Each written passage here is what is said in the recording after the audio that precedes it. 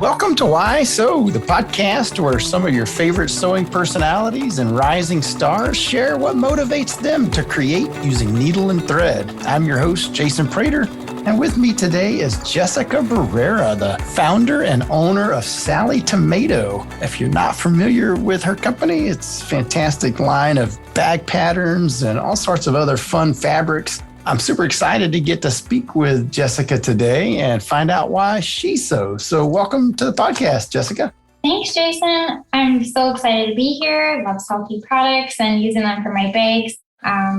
Just a little bit about me, just super brief. I actually went to college for entrepreneurship and I've been sewing all my life. And I'm just really fortunate to be able to turn my passion into a career now. And it started out just with me, and now we have a team of over 20. So I'm just so grateful that everybody's loving the patterns and the supplies and all the designs. Awesome. Well, geez, I always ask kind of out of the gate of everybody that I've interviewed so far. When you introduce yourself to people, do you call yourself a sewist, a seamstress, a quilter, crafter, omni-crafter, embroiderer? I mean, I assume you do a little bit of all of those things. I've seen a lot of stuff that you do, but how do you first identify? Sure. Yeah, I consider myself a bag maker. I do other sewing, quilting and garment making. I've done paper piecing, embroidery. I do love to do and incorporate onto the bags, but yeah, definitely a bag maker is what I consider bag myself. maker. Oh, that's awesome. And how did you get started sewing in the first place? I mean, what's your first memory of sewing?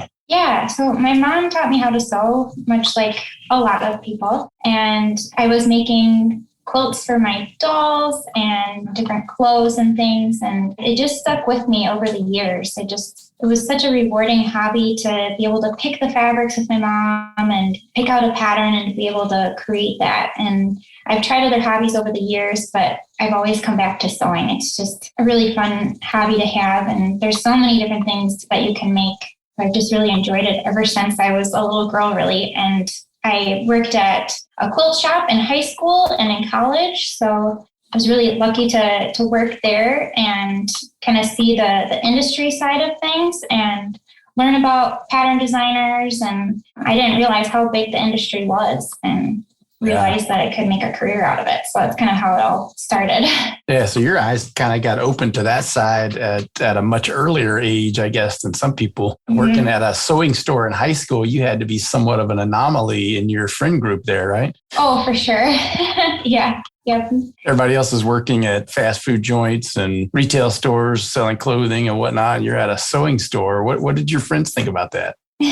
Yeah, I kind of joked that I was the old lady of the group because I did quilting and all that, but they were all envious. We had sewing nights together and we all made PJs and pillowcases. And so it was fun, kind of their intrigue and teaching them how to sew too. But did any of your friends take up the hobby as a result of that? It kind of went away in college, but now they've reached out again, and I have some other friends, and we have some sewing nights. And so I'm trying to get my friends to start to sew too. Tell them we got to join this wave that we're on here, getting young people back involved in sewing. Yes. Yeah. That's awesome. So, I mean, you mentioned your mom really was your first teacher. I mean, did you have any other professional training outside of that? Or really is it just a learn as you go kind of thing? Or how did you hone your skills primarily? Yeah. So I have taken quite a few sewing classes. So the shop that was closest to us was Nancy's Notions. And so there were some educators there that I signed up for a lot of classes, but mostly self-taught and with a lot of the online content and on YouTube. And I read a lot of books. I have a large collection of books. I just love reading patterns. So I have a lot of patterns too, and just kind of tried different techniques. And I love the challenge of it too. So if there was a pattern and I want to learn how to do that style of pocket a lot of self-taught. I never went for pattern design or drafting or anything like that. So I stuck with the business side. I knew how to do the sewing and I could figure that out, but that's kind of why I went more towards entrepreneurship for my education. Okay. So when you were going to college, did you already have it in your mind that you wanted to make sewing a career, or did that just kind of happen while you were in school for entrepreneurship? Yeah. So in school, I started out as marketing because I wanted to go into business, but I didn't know exactly what I wanted to do. But then I still really loved teaching. So then I ended up switching to elementary ed, and I student taught for a while. And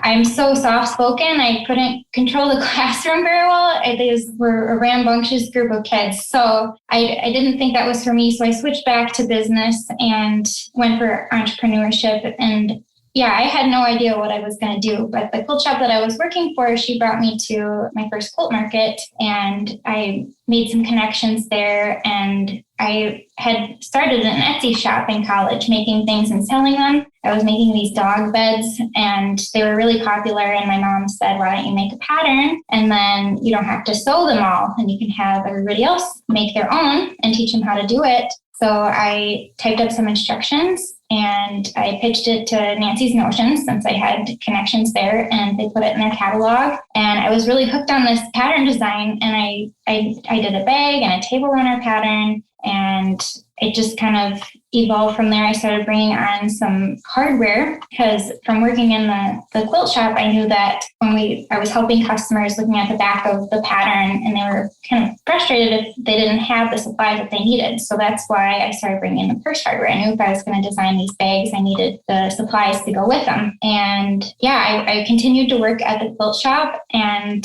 as I went to college and did this pattern design on the side, and after college, I decided to go all in on my business, and I stayed at home and had the website up and started filming tutorials, and it just kind of became my business or my job. So that's awesome. So that was your first pattern line, or your first patterns, the dog bed that you started selling. Did you sell that under the Sallie Tomato name already? Yes. Yeah. I had when I was making things and selling them, I was Sallie Tomato, and it evolved into the patterns too. So Sallie's my middle name, and then Tomato like a pincushion. And Sallie Tomato is also a character from Breakfast at Tiffany's. I love classic movies, and so all of the patterns I design are named after classic movies. But yeah, I think the name helped people remember, and it kind of stuck out and made them wonder, who is Sallie Tomato? So yeah, there's definitely something in the name. I think I wanted to call you Sally for the first, I don't know how many years that we've worked together in some capacity. I always want to say, Sally. No, it's not Sally. Hey, that's okay. It's my middle name. So a lot of people call me that. You might think I'm getting on to you or something if I call you Sally. No. Maybe only if I said Jessica Sally. Mm-hmm. Yeah. Then you'd be in trouble, right? Yes. So, I mean, obviously you like sewing bags, and that seems to be your thing, but I still got to ask, I mean, is that the thing that you enjoy most to sew, or are there other things that you like to sew when you're not sewing bags? Yeah, bags are my favorite. I love the challenge of the different shapes and pockets and features that you can add, and all the hardware and different fabrics like the cork or leather. So there's just so many possibilities there, but I do really like paper piecing and embroidery. I don't do them enough. And actually, I stay away from garment sewing. It's probably the most challenging type of sewing for me, but I definitely want to learn that again. With my kids now, it would be nice to sew them like little matching outfits and things like that. Yeah, I was going to ask that. Do you sew for your kids at all currently? I've made some things for their room, like curtains and pillows, and they've grown so quickly that I haven't really had the chance to make them clothes for them to fit into. So it's definitely on the list.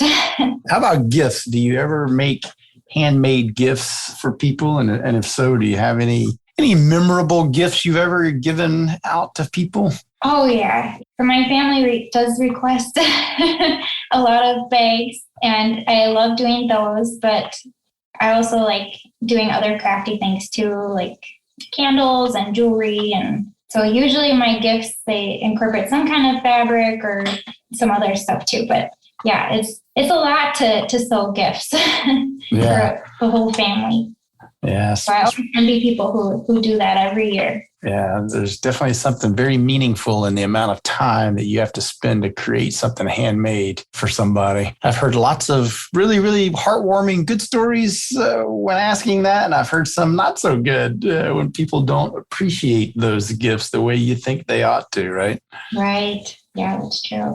So whenever you're sewing bags or anything else for that matter, do you have kind of like some favorite tools or sewing notions or other kinds of products that are just sort of your must-haves in your sewing room? Mm-hmm. Yeah, some of the things that I always use, surprisingly, a stiletto. It's really helpful for guiding fabric through the machine, and it takes a little bit of practice to get used to, but now I always have one by my machine and at my work table. Wonder clips are another one, just with all the thickness of bags with the foam and cork and different fabrics. And my go-to for thread is polyester thread. It's a lot more stable for sewing with those fabrics, the thicker fabrics. And yeah, since I'm installing a lot of purse hardware, I usually have a rotary punch on hand.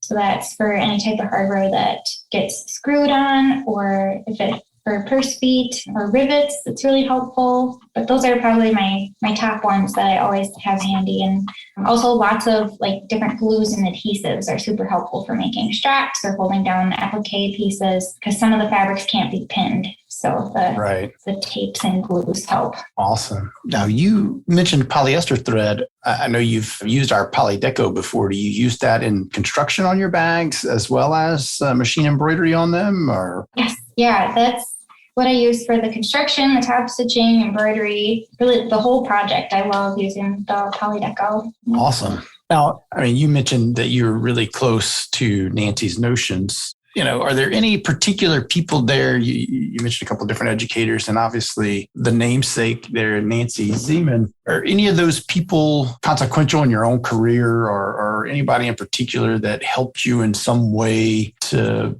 push you down the road that you've been on? Yeah, I guess that's tough to say, because there have been so many people. It was like a family, really. I worked in the retail store, and one of the ladies, she taught me how to do merchandising in the store. So every time a new catalog would come out, she'd have me help her, and we'd organize all the fabrics and display all the new samples. And that was really fun to be able to do, and a fun challenge. And then the managers there, they really pushed me to take on more tasks in the retail store other than just checking out at the register. And I was able to help the production team make some samples and help with their big sewing weekend event. So I kind of was pulled into other areas. It was quite a big company. And yeah, everybody was really close knit and worked together between the different areas of the company too. So we knew everybody in the warehouse, and the warehouse manager there too. We still keep in touch, and he's actually given us some advice for our warehouse, which has been really helpful. And it's really nice to have those relationships. I had a lot of moms growing up in the retail store. So lots of advice going through high school, going through college, and yeah, so it's great to still keep in touch with a lot of those people that made such a difference. That's fantastic. Now, you also have a retail store, correct? Or you did have a retail store? Yeah, we do have a retail store. It's just open one day a week, since we do a lot online and wholesale. You sell sewing machines from that store, or what does that store encompass? Yeah, we do have some classes. We do sell sewing machines, some cottons, and sulky thread, of course. Yay. And our bag making kits, everybody likes to see the samples in person. So it's kind of our showroom. And then if anybody wants to pick up an online order or have a class, that's kind of what it's about. Oh, cool. That's a little different combination, I guess. Brick and mortar store owner only open once a week, but with an online shop. I suspect that the last couple of years have made some dramatic changes in how you thought you could do business, haven't they? Yeah, for sure. It's hard to run the online and then have the retail store. So yeah, we definitely focus more on social media and building up the brand and sharing the tutorials versus the in-store experience. So hopefully down the road, we'll be able to be open a little bit more again. But yeah, that's how it is for now. That's awesome. Now, is there any kind of sewing technique or something in sewing that you haven't yet tried that is kind of on your sewing bucket list of things you would like to try or do? I know you mentioned that you'd like to do more garment sewing, but that's, something that you've done before and haven't done maybe as much of. Is there something else that's just, gosh, I've never tried that. I sure would like to try X. Mm-hmm. I think working with ribbons a little bit more too. I've seen, or actually applique is another one that I think there are lots of possibilities there, and that could be either on quilts or any type of project. Really, I think working on that would be something that I'd like to try a little bit more. Awesome. Now, how about, what are you sewing right now? What are you working on right now? What's the main sewing project in your sewing room? Well, right now we're doing an Around the World series. So we've been every month featuring a different country and with fabrics and a design kind of inspired by that country. So we're also working on projects for 2023, and we're going to do a time warp series. So we're going to start back in the Middle Ages and then every month come out with a different bag leading up to the future. And very cool. Kind of incorporating some historical designs and then some futuristic ones. And so I think the fabrics will be really neat to work with. And it's always fun to come up with a different challenge for every year, just to kind of inspire our audience and to challenge us to just think a little bit more creatively too. So yeah, lots of stuff in the works. Patterns are so cool in that fact that, what's old is new again, right? Mm-hmm. And you can go really far back, apparently, to the Middle Ages. Yeah. That's when the first bag came about. So that's fantastic. Now, how about when you're not sewing? What do you enjoy doing outside of sewing? I know you're probably super busy running a business. You got 2 small kids, but is there something else that you enjoy doing? Yeah. So since I sew a lot for work during the day, I kind of get my sewing fix during the day. And then after work, of course, I try to spend as much time as I can with the kids, go to parks and swim and all that. But I love doing yoga and actually going ATVing and snowmobiling and just camping, being outdoors as much as possible. So while the weather is nice, we're trying to fit all that in, going on winter hikes and ice fishing and all that too. So just a variety of things. Very cool. So now your husband, he is involved in the business as well? No, he used to be. He helped really get me off the ground and help fulfill orders. And he worked full time while I was starting up my business. So that way I could focus on that. And yeah, he now has a separate job and then stays home part-time with the kids. So that way I'm able to go to work full time. And he's very supportive.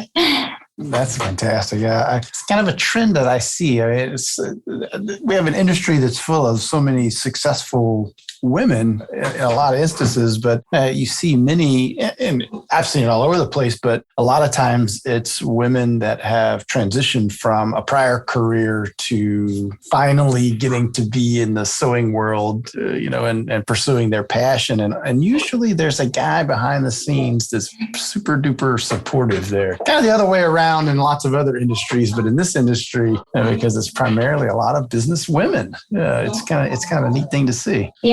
Yeah, definitely. And it's neat talking to other designers too and hearing their stories. And everybody is there's some empowering stories out there. And sewing has grown to be such a great industry to create careers out of for a lot of women. So yeah, well, I've always kind of end the podcast on this question, but I've always kind of said as an industry that we're really not selling thread and stabilizers and fabric and patterns and whatnot. But what we're really kind of selling is the feeling of accomplishment, the satisfaction that someone gets from creating with their hands. Do you agree with that? And if so, how has that feeling or that idea sort of manifested itself in your own career and journey? Oh, absolutely. We have had so many customers email in or post on social media that it has helped them through a sickness or a loss or the pandemic. And their stories are just so inspiring. And every time we hear them we share it with everybody and thank them for sharing it with us, yeah, it just motivates us to continue on and to keep inspiring. And I think from working in the quilt shops, helping the customers, hearing their stories, and teaching locally and nationally, I think that I learn every time that I teach from everybody, and it helps with writing the patterns, making it easier for them, more accessible, and trying to get the next generation into sewing too. So yeah, it is such a good feeling to know that we're helping so many people. And just kind of a side note off of that, my dad, he used to repair sewing machines, and just hearing how happy the people were to have their sewing machine repaired and they could sew again. And so it's really great to hear everybody's stories and see their projects too, that sense of accomplishment. And they actually they made it, and it was easier than they thought. And yeah. I always sort of feel like that idea or that notion of accomplishment too is why there are so many successful business women in our industry, because of that too. Like, it gave them the confidence to ultimately start a business and stick to it and run the business. I feel like there must be some kind of correlation there between the actual hobby itself and what you can get from it and the ability to actually run a business and be confident enough to do all of the things that are necessary behind the scenes. Mm-hmm. I think you're onto something, Jason. It's so powerful. And just do all the historical quilts too, and from generation to generation, it's just incredible the things that, all the teachings that get passed on, and it just continues on. So. How do we communicate that to the next generation of people and get them to believe that and want to do it? Not just, not really just convince them, but really to introduce them to this awesome hobby that has so many positive aspects to it. I mean, how are you doing that? How are you going after the group of young women, young men even, and trying to get them to start sewing? What do you do to try to attract those people and compete with all of the other things that could occupy their free time? Yeah, that's the answer that we're all looking for and challenge ourselves with all the time. But like I mentioned before we started the podcast or earlier, we wrote a trend report at the beginning of the year based off of Pinterest predicts and kind of what they thought that would be popular throughout the year. So some of the things were electric colors and checkerboard pattern and fur and avant-garde sparkles. So all those things we incorporated throughout the year into different projects. We just came out with checkerboard coasters. We did a roll-up checkerboard pattern. I have a checkerboard quilt coming out later. And then another thing, I guess, that was trending was making homes for cats, or like cat houses, and different pet beds out of thrifted things. So we tried doing some different thrift flip projects and repurposing, just really testing. It's always a risk because it could be hit or miss, but I think it's worth the risk to try to see if it would catch, somebody else's attention that might be interested in, oh my gosh, I could make that. And so it's been an interesting year just trying that out and incorporating some of that. And some of the trends weren't sewing related at all. So we tried thinking of fresh ways to incorporate it into sewing too, and maybe a little bit more on the crafty side. So Pinterest and TikTok, all those new platforms we've been trying to utilize to try to catch the next generation's attention and make it fun and easy. I'll be interested to see how that goes. I know that especially in brick and mortar retailing within our industry can sometimes be off-putting maybe to younger people when they walk in the door and they don't see things that are attractive to them specifically. So, trying to be more on trend with what's going on in the ready-made market, whatever that looks like, whether it's clothing or home decor or whatever. So yeah, I'd be interested to see or hear the results of how that goes for you. If it means a lot of growth or, more new customers coming in that haven't been sewing before. Yeah, there's been a lot of excitement, and so far it's been going over really well. So it's been fun for us and fun for them. Cool. Well, Jessica, thank you for coming on with us today. I'm happy to hear things are going well for you guys and look forward to maybe seeing you somewhere down the road in person again. Who knows? Maybe we'll actually be at a trade show again one day or something like that. Yeah, I hope so. Yeah. Well, so if our listeners would like to learn more about you and your business and what you do, they should visit sallietomato.com, correct? So that's SALLIE tomato.com. Yes, yeah, you can find us there and links to all the tutorials and social media on our website. Fantastic. Thank Well, Jessica, thanks again and look forward to seeing you again sometime soon. Thanks, Jason. Take care. Thank you for listening to Why Sew with Sulky. Be sure to subscribe to the podcast and join us again for more fun stories that are sure to inspire your creativity. You can find more info and links for today's episode at sewingonline.sulky.com.